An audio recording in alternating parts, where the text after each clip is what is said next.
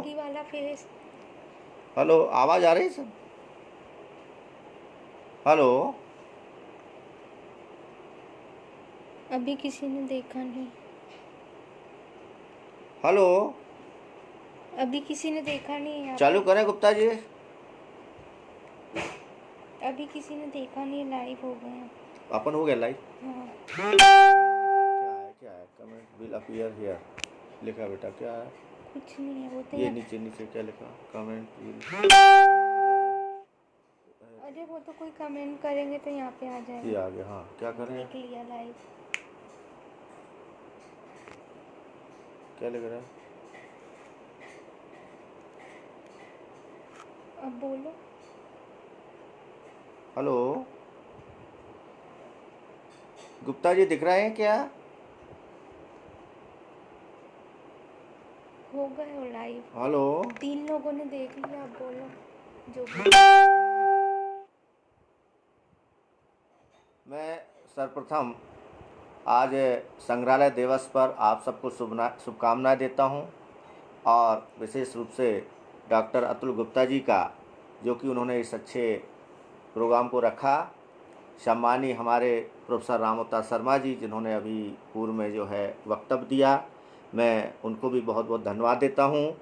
और मैं संग्रहालय दिवस के अवसर पर समस्त बच्चों को, समस्त दर्शकों को भी धन्यवाद देना चाहता हूं कि संग्रहालय जो है वह संग्रहालय समस्त हमारी प्राचीन भारतीय परंपराएं, संस्कृति की धरोहर है, जिनको हम वहाँ पर देखते हैं। जो हमारी एक पाठशाला है, और इस पाठशाला में जाकर के हम प्रैक्टिकल रूप से उन सब वस्तुओं को देख कर के हमारी प्राचीन संस्कृति, प्राचीन धरोहर के बारे में हम ज्ञात कर सकते हैं, उनका अध्ययन करते हैं। वस्तुतः डॉक्टर शर्मा जी ने हमारे संग्रहालय के बारे में बहुत अच्छी चर्चा की, उनके प्रकारों को चर्चा की। मैं कहना चाहूँगा कि संग्रहालय वह स्थान है जहाँ भारतीय संस्कृति या किसी भी देश की संस्कृति, उसकी परंपराएं, उसके रीति रिवाज देखने को मिलते हैं।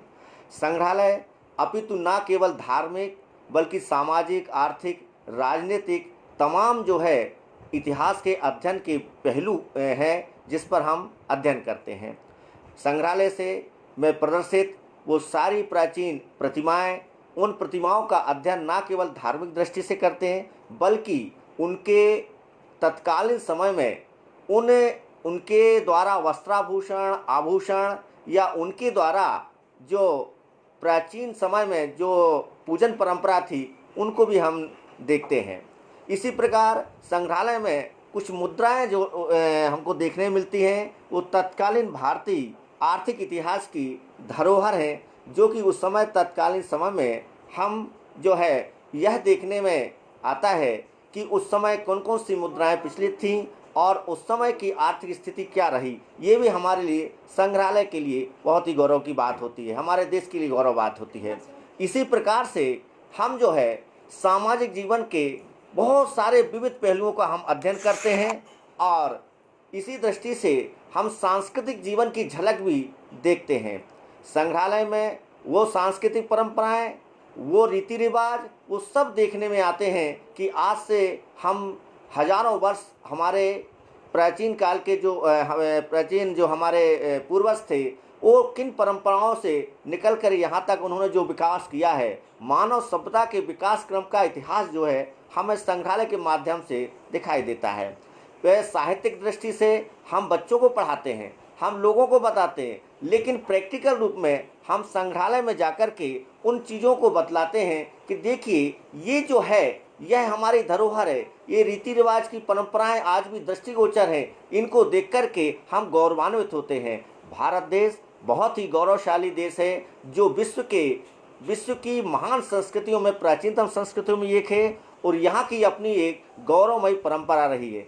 यहाँ के स्थानीय संग्रहालय में क्षेत्रीय संग्रहालय की बात शर्मा जी ने की, मैं बताना चाहूँगा। हम मंदिरों में जाते हैं, मंदिर न अपितु हमारे धार्मिक स्थल हैं, बल्कि सामाजिक, आर्थिक, धार्मिक स्थिति के परिचायक भी हैं। वहाँ जाकर मंदिर का अर्थ होता है मन के अंदर, अर्थात मन के अंदर जिस प्रकार के ईश्वर विराजमान है उसी प्रकार स्थापत्य में वहाँ जाकर देखते ईश्वर विराजमान है। लेकिन जब संपूर्ण हम उसके मंदिर का अध्ययन करते हैं तो वह निश्चित है, उसके शिखर हैं, उसके आमलक हैं, उसका गर्भगृह है, वो तमाम मंडप अधिमंडप उस समय की कला, उस समय की संस्कृति की झलक हमको देखने मिलती है, जो भारतीय इतिहास के लिए बहुत ही गौरवमय परंपरा है।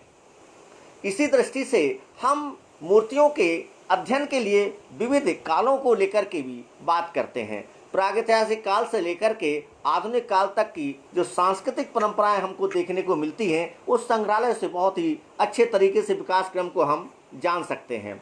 इसी दृष्टि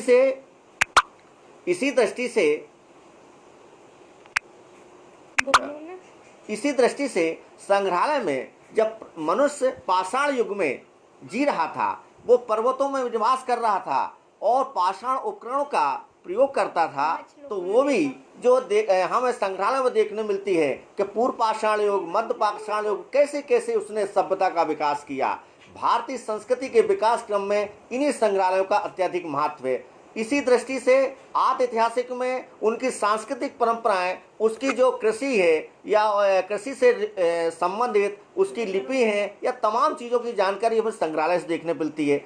ऐतिहासिक युग के अभिलेख हैं, सिक्के हैं, मूर्तियां हैं, ये सब हमें एक ही स्थान पर जाकर के संपूर्ण मानव जीवन का चरित्र चित्रण हमको दिखाई देता है और हम वहाँ अध्ययन करा करके और अपनी भारतीय संस्कृति को सुढंग से, सुव्यवस्थित ढंग से हम अध्ययन कराते हैं। संग्रहालय अपितु अनेक विभागों में बटा हुआ होता है। एक शिव मूर्ति कला, वहाँ शिव मूर्ति कला को लेकर के शिव गैलरी के रूप में, वैष्णव गैलरी के रूप में, कहीं जो है शाक्त प्रतिमाओं की गैलरी होती है, कहीं मुद्राओं, बहुत गैलरियाँ होती हैं। तो निश्चित है, जैसे हम शिव गैलरी की बात करें तो भगवान शिव के विविध रूपों का एक जगह हम स्थान पाते हैं। उनकी कल्याण सुंदर प्रतिमाएं, सौम्य मूर्तियाँ, उनकी रौद्र प्रतिमाएं, उनके अर्धनारीश्वर की प्रतिमाएं, उनके प्रतीक लिंगाकार की प्रतिमाएं, इस टाइप का हम देख करके तत्कालीन समय की व्यवस्थाओं को समझ सकते हैं कि उस समय भगवान के किस किस रूप में, जिस मनुष्य ने जो जो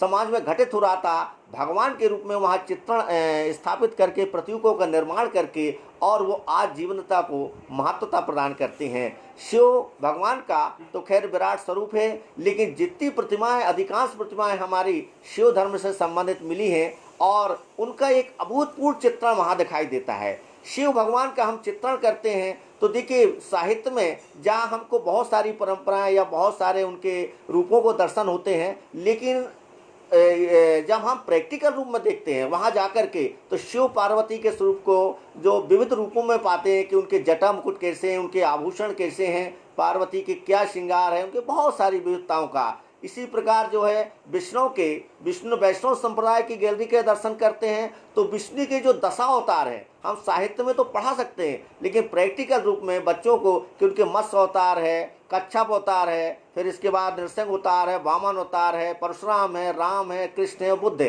ये तमाम चीज़ों की जो अवतार परंपराएं हैं वहाँ देख करके हम उनकी भारतीय संस्कृति की झलक हम देख सकते हैं। इसी प्रकार शाक्त प्रतिमाओं की हम गैलरी में जाते हैं तो शक्ति के विविध रूप, शिव पार्वती के विविध रूप और तमाम देवियों के रूप हमको, चाहे वो नौ दुर्गा के रूप देखने को मिलते हैं, 64 योगिनी प्रतिमाएं भी हमें देखने को मिलती है कि उस समय जो नारी शक्ति है उसका सशक्त माध्यम समझने के लिए हमें संग्रहालयों के लिए बहुत ही उपयोगी है, क्योंकि वहाँ जाकर के नारी के जीवन के विविध चित्रण हमको दिखाई देते हैं। इसी प्रकार हम और भी संप्रदायों की जब बात करें, बौद्ध गैलरी में जाते हैं तो भगवान बुद्ध से संबंधित उनके जीवन की बहुत सारी हमें झांकी प्रस्तुत करती है। उनसे हमें बहुत समाज को दिशा प्रदान करने में सहायक होता है। भगवान बुद्ध जहाँ अभय मुद्रा में दिखाई देते हैं कि भयो पत्ता निष्भया शोक पत्ता निशोभा, इसी प्रकार भूमि स्पर्श मुद्रा में भी दिखाई देते हैं। भूमि स्पर्श मुद्रा में मैं विशेष रूप से बताना चाहूँगा कि यह प्रतीकांकन बहुत महत्वपूर्ण है। भूमि स्पर्श मुद्रा, भगवान बुद्ध नीचे जब जो है उंगली जो पृथ्वी की ओर करते हैं, ये बहुत बड़ा संकेत है। इस संग्रहालय में देखिए आप जाकर के, और संग्रहालय में क्या है, वो कहते हैं भगवान बुद्ध के पास जब राहुल गए और उन्होंने कहा मुझे उपसंपदा प्रदान कीजिए हे भगवान, तो उन्होंने कहा हे राहुल, पहले पृथ्वी से जीना सीखो। यह पृथ्वी किसी भी निर्धन और गरीब का गरीब और बड़े का भेद नहीं करती, सबको सुलाती है। पृथ्वी में रहने वाला जल सबकी प्यास बुझाता है, पृथ्वी में रहने वाला अग्नि सबको जलाता है, और प्रकाश सबको प्रकाश देता है। किसी के साथ भेदभाव नहीं करते, चाहे उसका दुश्मन भी हो चाहे दोस्त भी, उससे कोई मतलब नहीं, वो अपने प्रकृति स्वभाव में वो रहे। तो इस पृथ्वी से ये जो शिक्षा मिलती है कि मानव जीवन को, कि हमें जो है इस प्रकृति को एक सम्मान करना चाहिए। जो आज कोविड जो देख रहे हैं, जो है कोरोना, ये भी इसका दुष्परिणाम है कि आपने प्रकृति से दूर भाग रहे लोग, तो इसका ही दुष्परिणाम एक प्रकार था। तो इस समय भगवान बुद्ध का जो पक्ष बहुत अच्छा उभर के आ रहा है। इसी प्रकार उनकी बहुत सी मुद्राएं हैं, उनको हम बहुत सारे चीज़ समाज को दिशा प्रदान कर सकते हैं। इसी प्रकार जैन धर्म में उनके वीतराग की जो प्रतिमा है 24 तीर्थंकर की, उनका भी एक अपना महत्व क्षेत्र की दृष्टि में। और इसी प्रकार हम देखते हैं अन्य विविध क्षेत्रीय गौण देवी देवता, उनका ये अपना अत्यधिक महत्व रहता है। और वो संग्रहालय भी हमें देखने को मिलता है। संग्रहालय ऐसा एक स्थान है जिसमें मानव जीवन के समग्र पक्षों का ब्यौरा प्रस्तुत करता है। मानव ने सभ्यता के विकास के दौर में कैसे कैसे वो बढ़ता गया, उस सब चीज़ की जानी संग्रहालय से प्राप्त होती है। आज इस विश्व दिवस पर यही कारण था कि हमारी संस्कृति, हमारी परंपराएं उन संग्रहालयों के माध्यम से समाज में एक चेतना प्रदान करेगी। यह है, इस दृष्टि से मैं चाहूँगा कि हमारा उज्जैन बड़ा संपन्न है, और उज्जैन में त्रिवेणी संग्रहालय हो, विक्रम कीर्ति मंदिर हो, इसमें जो संग्रहालय की जो सामग्रियाँ हैं, आप देखेंगे कभी आकर के आपको आश्चर्य होगा कि भारतीय सभ्यता के कौन कौन से विकास क्रम हैं। पूरी संपूर्ण विकास क्रम की जानकारी हमारे यहाँ दिखाई देती है। और हम विद्यार्थियों को प्रैक्टिकल का, ये प्रैक्टिकल है, ये लेबोरेटरी एक प्रकार की हमारे प्राचीन भारतीय इतिहास, लेकिन यह लेबोरेटरी न केवल इतिहास के विद्यार्थी के लिए पुरातत्व विद्यार्थी, बल्कि संपूर्ण मानव समाज, निर्धन से विशिष्ट, कोई इसमें कोई, सभी जन की संस्कृति देखने को मिलती है। निश्चित है ये संग्रहित वस्तुएं हमारी बहुत ही महत्वपूर्ण धरोहर है, जो भारतीय संस्कृति के प्रस्तुत करती है। इस अवसर पर मैं आप सबको धन्यवाद देता हूं, विशेष रूप से अतुल गुप्ता जी को, कि उन्होंने इस प्रकार आयोजन में मुझे अवसर दिया। बहुत बहुत धन्यवाद।